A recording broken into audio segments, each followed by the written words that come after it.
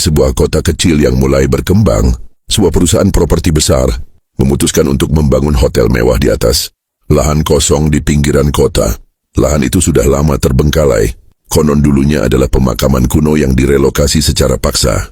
Namun demi bisnis, hal-hal seperti itu tidak pernah dianggap penting.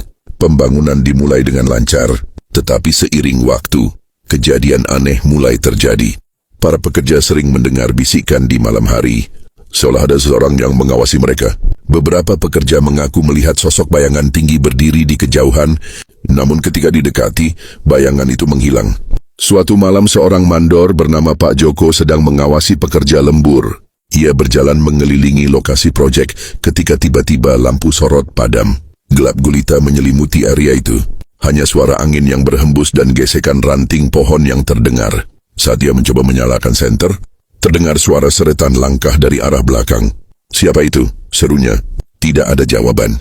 Namun suara itu semakin dekat. Dengan tangan gemetar Pak Joko mengarahkan senternya ke belakang. Tidak ada apa-apa. Tapi ketika ia menoleh ke depan, sosok perempuan berbaju putih, lusuh dengan wajah, hancur berdiri tepat di hadapannya. Pak Joko berteriak sekencang-kencangnya sebelum jatuh pingsan. Keesokan harinya ia ditemukan dengan tubuh gemetar dan mata kosong. Sejak saat itu ia menolak untuk kembali ke proyek dan mengundurkan diri.